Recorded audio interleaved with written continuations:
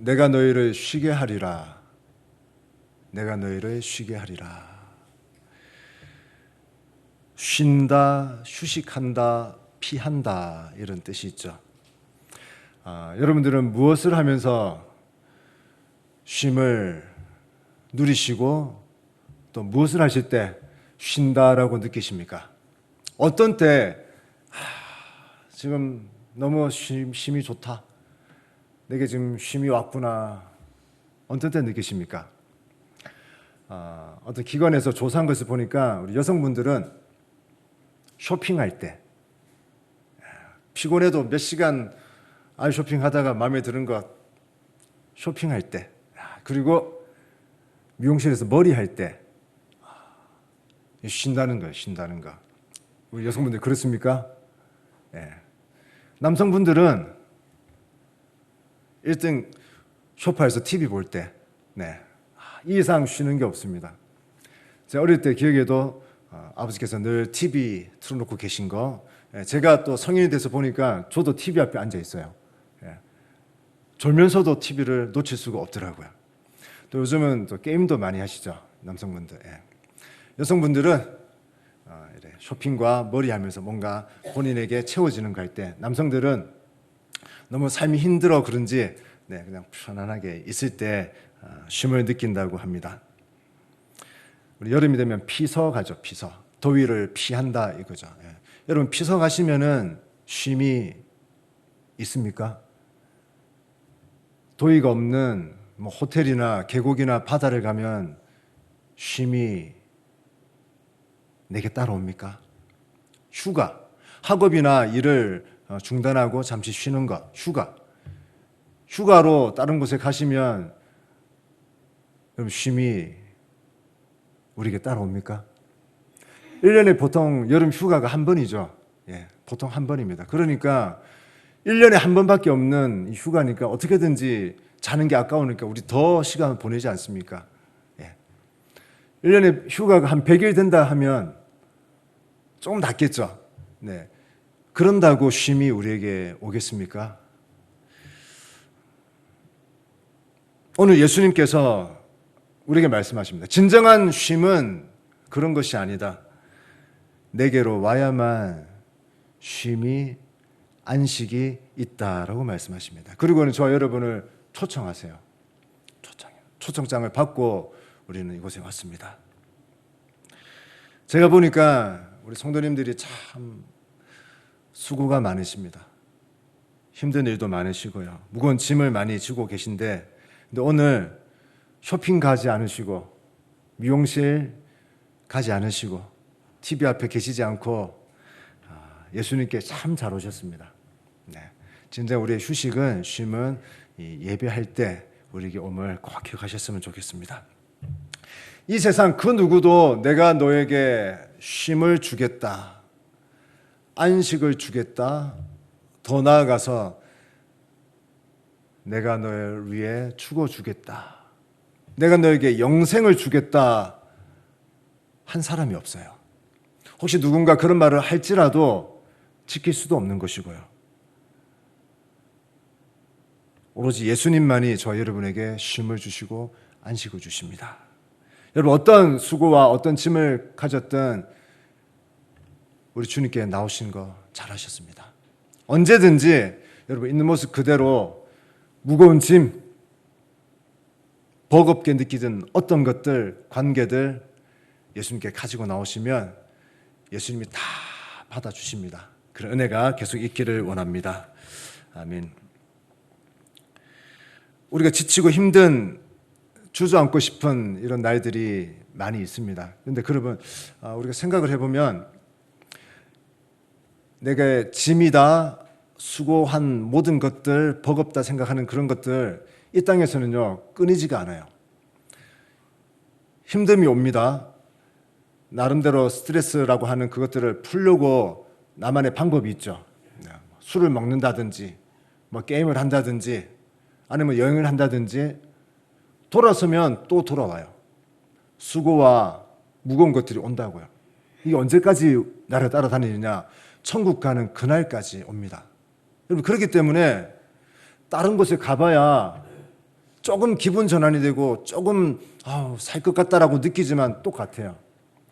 다른 곳에는 답이 없습니다. 우리에게 답은 예수님밖에 없습니다.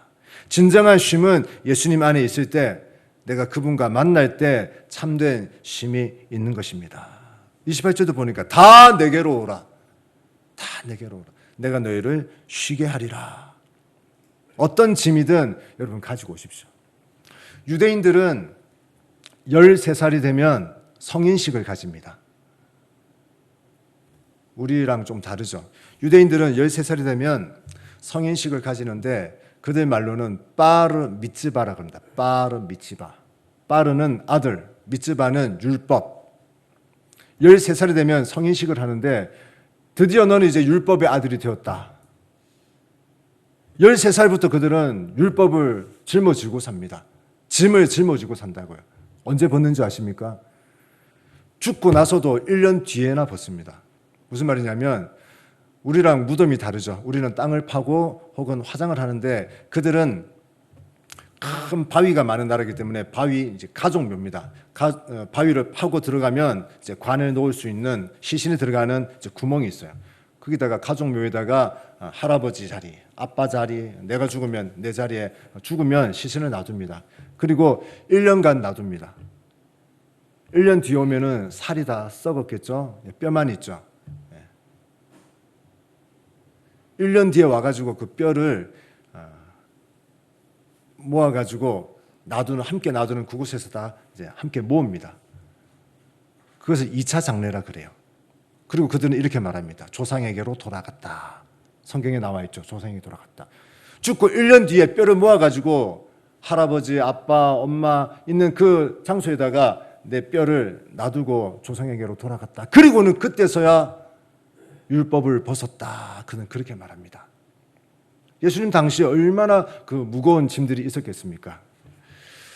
우리도 그렇습니다. 회사에, 인간관계에, 얽힌 돈의 문제에, 버거운 교회 일에, 때로는 이 직분도 내게 짐이 될 때도 있습니다. 여러분, 어떤 것도 좋습니다. 남들이 볼 때는 가벼운데 내가 느낄 때 무거운 거 있지 않습니까? 짐 같은 거. 때로는 자식이 짐이고요. 남편이, 부모가 버거워요. 힘들어요. 지금 시대는 더 합니다. 여러분, 어떤 것도 괜찮습니다. 예수님이 뭐든지 내게 가지고 와라 하시지 않습니까? 여러분, 언제든지 어떤 거라도 예수님께 가져오시기 바랍니다. 누가 쉼을 얻을 수 있습니까? 내게로 와라. 내게로 와라. 모두에게 똑같이 선포되어도요. 올 수 있는 자가 한정되어 있습니다. 누가 옵니까? 하나님의 자녀만이 그것을 누릴 수가 있습니다. 그 쉼은요, 하나님의 자녀만이 누립니다. 요한복음 1장 12절에 나와 있지 않습니까? 한번 같이 읽어보겠습니다. 요한복음 1장 12절 시작. 영접하는 자, 곧 그 이름을 믿는 자들에게는 하나님의 자녀가 되는 권세를 주셨으니, 영접할 때, 예수를 모셔드릴 때 하나님의 자녀가 됩니다. 그럴 때 하나님의 자녀로서의 권세가 내게 온다는 것입니다. 그러니까 이 쉼은요, 아무나 누리는 게 아닙니다. 하나님의 자녀로서 그 권세를 가진 자만이 저의 짐이 여기 있습니다라고 맡길 수 있다는 것입니다. 안다고 맡기는 것이 아닙니다. 대한민국에 하나님, 예수님, 성령님 모르는 자가 누가 있겠습니까? 교회 가면 예배 드리고 수고하고 무거운 짐진 자들아 다 내게로 오라. 한 번은 다 들어봤다고요. 그렇다고 그들이 다 내 짐을 맡길 수 있습니까? 그렇지 않습니다. 맡기는 것은요, 자녀만 맡길 수 있습니다. 내가 하나님의 자녀라고 믿어지는 자만이 하나님께 그 짐을 맡길 수 있다는 것입니다. 그래서 우리는 자녀이기 때문에 모든 짐을 내려놓을 수 있습니다. 그리고 우리가 하나님의 자녀된 것은 내가 원해서 된 것도 아니고요, 노력해서 취한 것도 아니고 하나님의 뜻입니다. 하나님의 그냥 값없는 사랑으로 우리는 자녀가 되었습니다. 자녀이기 때문에 이 자녀의 권세를 우리는 사용할 수 있다는 것입니다. 자녀들이 태어나면 밥도 주고요, 옷도 주고, 신발도 주고, 학교도 보내고, 학원도 보내고, 용돈도 주고 다 합니다. 왜 그렇습니까? 자녀니까요. 자녀니까 그냥 준다고요. 조건이 없어요. 자녀이기 때문에 그냥 다 줍니다. 얼마 썼다 적어 놓지도 않아요. 왜 그렇습니까? 자녀이기 때문에 그렇습니다. 수고하고 무거운 짐 얼마든지 하나님께 드려도 됩니다. 예수님께 나와서 예수님 여기 있습니다 하고 여러분 드려도 되니까 꼭 기억하시고 들으십시오. 왜냐하면 여러분들은 자녀가 맞기 때문에 그렇습니다. 무엇을 어떤 것을 했었고 해야만 자녀가 되는 것은 아닙니다. 많은 자들이 이 부분에서 헷갈려 하더라고요. 송구스럽게 내가 아니요. 무엇을 해야만 자녀가 되는 것이 아니고요. 그저 존재 자체로 우리는 하나님의 자녀인 것입니다.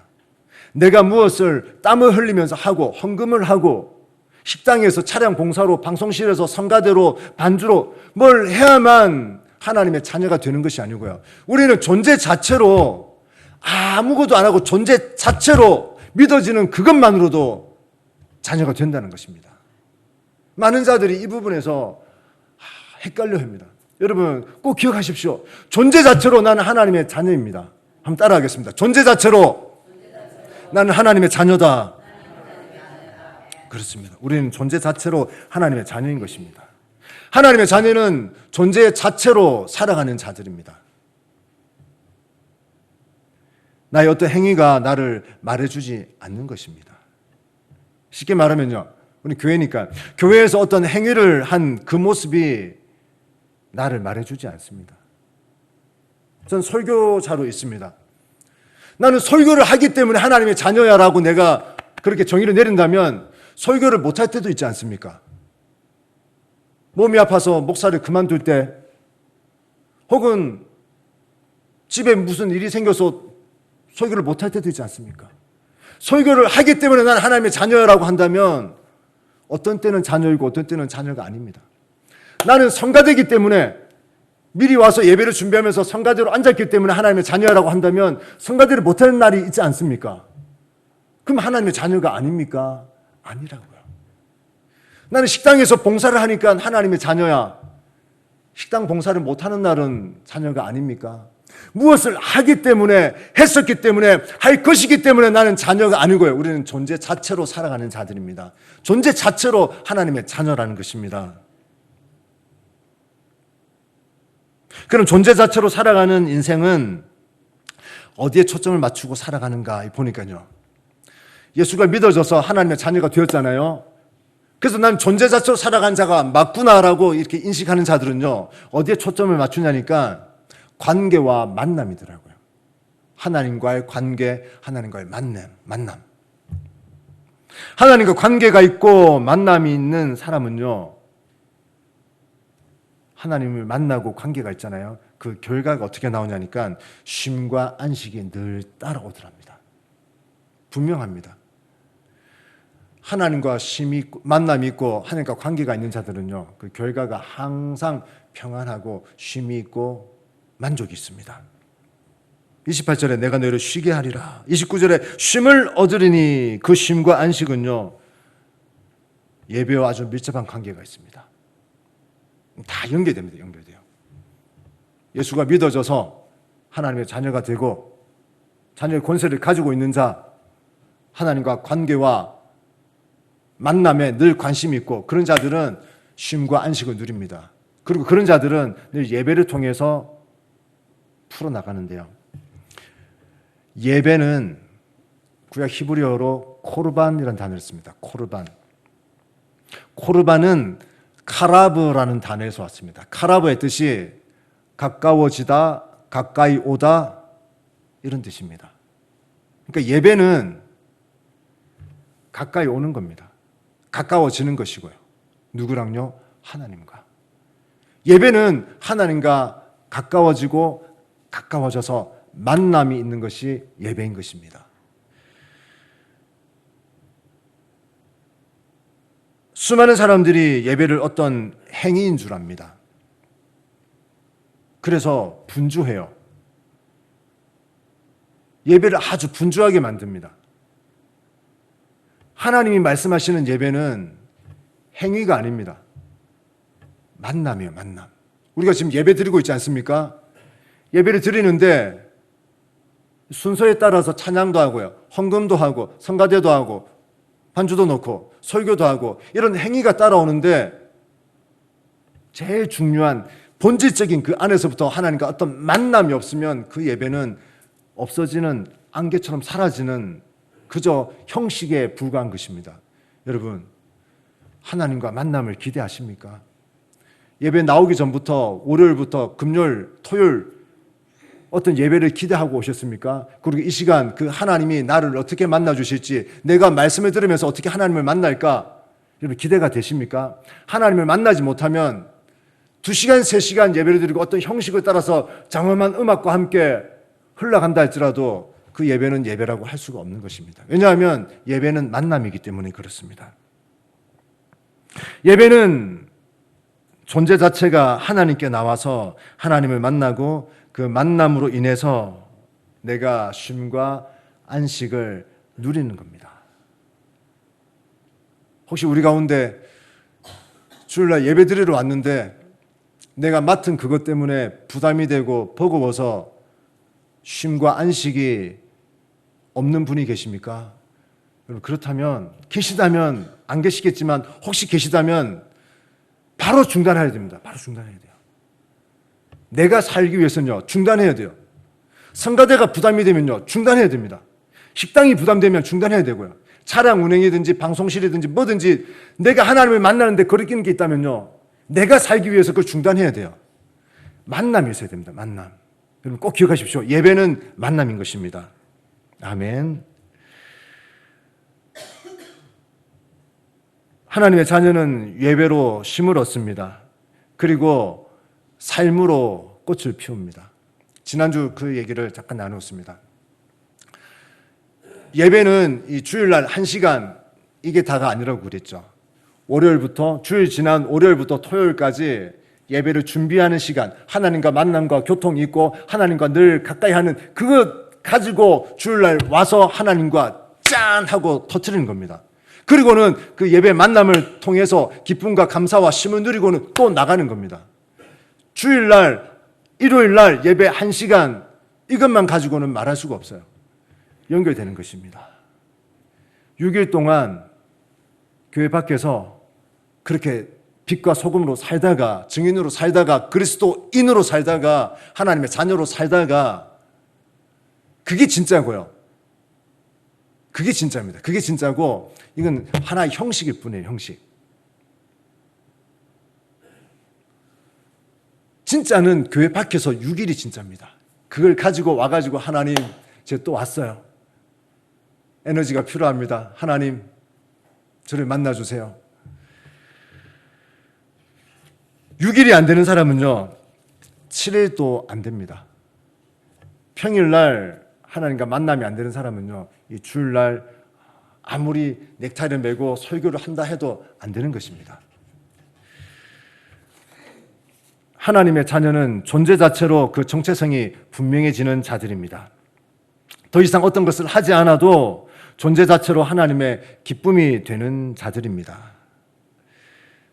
그런데 거기다가 하나님을 위해서 뭔가 더 하고 싶습니다. 이 마음이 일어나잖아요. 그래서 이것도 하고 저것도 하고 지금 우리가 그렇게 있지 않습니까? 그러니까 하나님이 얼마나 더 기쁨이 되겠습니까? 그냥 있어도 존재 자체로 하나님의 자녀인데 하나님 기뻐하신다고요. 그런데 거기다가 더 하나님 위해서 뭔가 나의 열정과 에너지를 내게 주신 것들을 통해서 뭔가 하고 싶습니다. 하나님의 기쁨이 되고 싶어요라고 우리가 나가니까 하나님이 얼마나 더 기뻐하시겠습니까?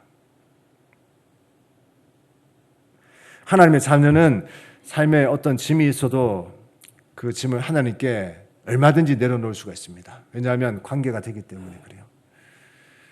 자녀들이 저한테 용돈을 달라 그럽니다. 치킨도 사달라 그러고요. 그런데 옆집 아저씨한테는 안 그래요. 우리 아이가 여러분들한테 가서 집사님, 권사님 10,000원만 주세요. 안 그런다고요. 관계가 안 되기 때문에. 관계가 되는 자한테 가서 비빕니다. 이 분명한 것입니다. 저와 여러분은 하나님과 관계가 되어 있지 않습니까? 그러니까 얼마든지 하나님께 맡길 수 있는 것입니다. 남들이 누리지 못하는 것을 우리는 누립니다. 성경에도 보니까 자녀의 권세라 그랬습니다. 자녀의 권세. 제가 권세에 대해서 군대에서 강하게 느껴봤어요. 지난주 제가 군대에서 헌병으로 있었다고 말씀드렸습니다. 헌병은 이제 군인 경찰이죠.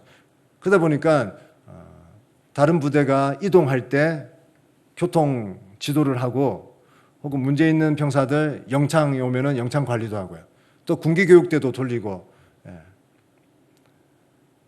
많은 부분에서 지도하고 이제 그런 역할을 하는데 하얀 장갑을 끼고 부대가 이동할 때에 삼거리 사거리에서 하얀 장갑을 끼고 손을 들면 100이면 100 다 씁니다.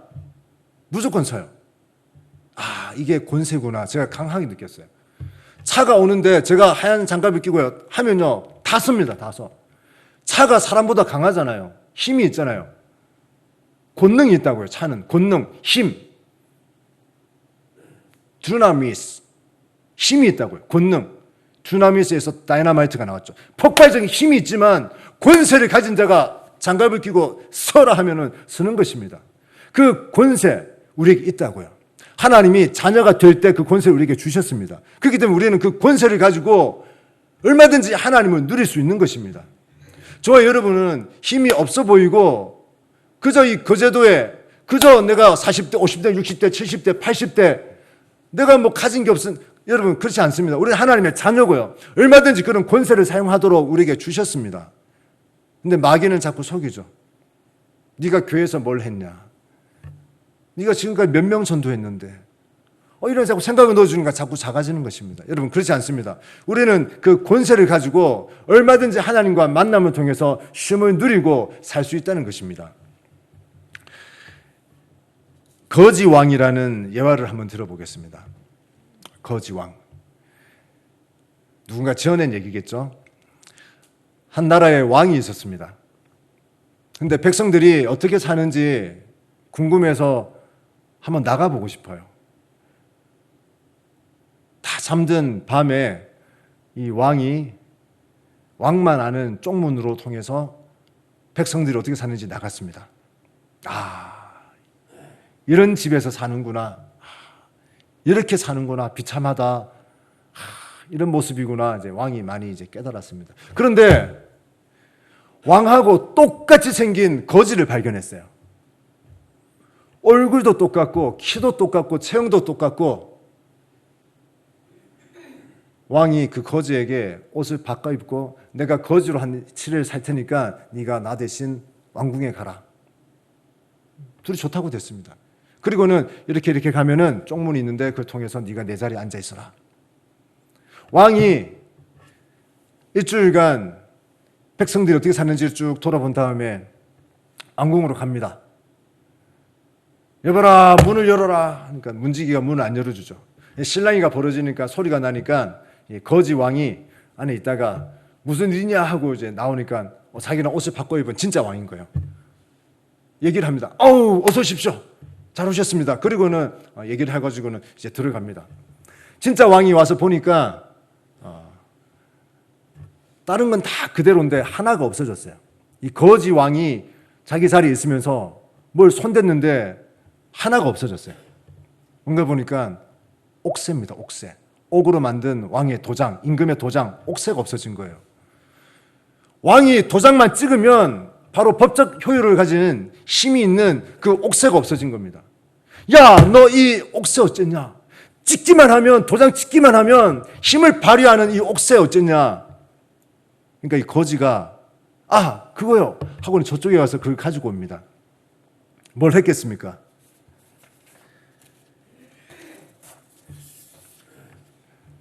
그 거지 왕이 그 옥새를 가지고 뭘 했겠습니까? 호두를 까먹고 싶은데 손으로 안 되고 하니까 그걸 가지고 옥새를 가지고 찍기만 하면 법적 효력이 생기는 강력한 힘을 발휘하는 그걸 가지고 호두 까는 데 쓰고 있었다는 거예요. 호두 까는 데요. 이야기는 이렇게 끝이 납니다. 여러분, 왕의 신분으로 옥새를 가지고 호두만 까는데 우리가 그렇게 살고 있지는 않습니까? 하나님의 자녀로 그 권세를 가지고 강력한 어떤 힘이라도 세울 수 있는 그 권세를 주셨는데 우리는 그걸 가지고 그냥 호두만 까고 앉아 있지는 않습니까?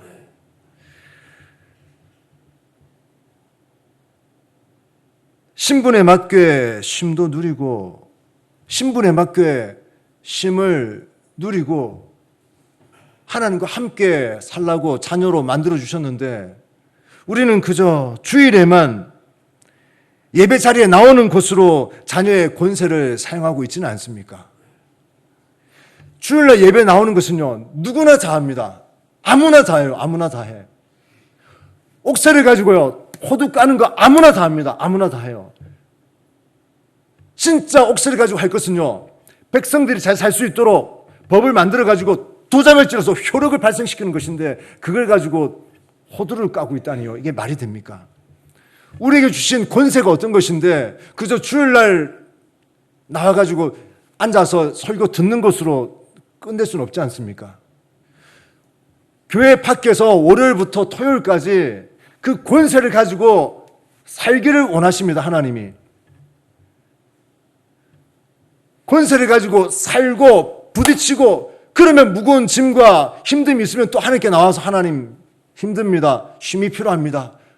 그럼 주일날 예배하면서 또 하나님께 맡기고 충전하고 쉼을 얻고 또 나가고 옥새를 가지고 또 살아내고요. 하나님 그걸 원하십니다. 그리고는 우리를 이렇게 만드시고 초청하셨다고요.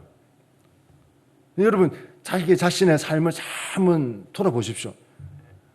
내가 그 옥새를 가지고 법적 효력을 가지고 도장을 찍어서 선포하고 치유하고 해방시키고 전도하고 빛과 소금으로서 뭔가 멋진 일을 하고 있는지 아니면 그저 나는 집사니까 권사니까 주일날 와서 앉아서 예배드리고 이게 머물러 있는지요. 말씀을 정리하겠습니다. 여러분, 사람은 누구나 다 무거운 짐을 가지고 살아갑니다. 어떤 누구도 한 명도 예외 없이 짐을 가지고 살아갑니다. 하지만 저와 여러분은 자녀의 권세를 주셨습니다. 하나님과 만남과 소통함으로 얼마든지 맡기라고 하셨습니다. 끝까지 내 것은 못 맡깁니다라고 여러분 하지 마시고 맡기십시오.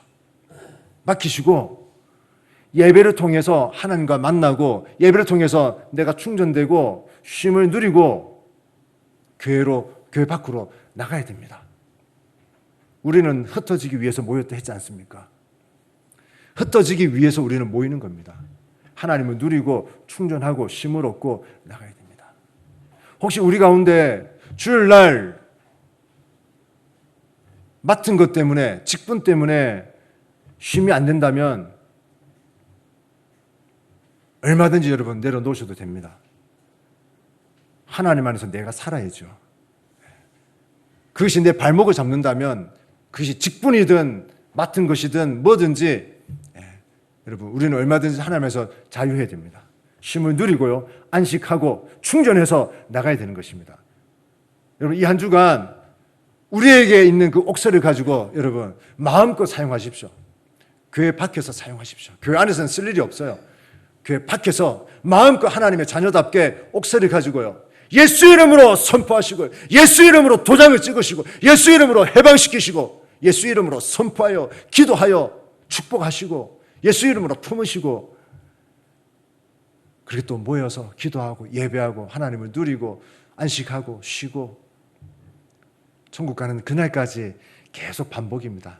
여러분 하나님 참 단순하게 만들어 놓으셨어요.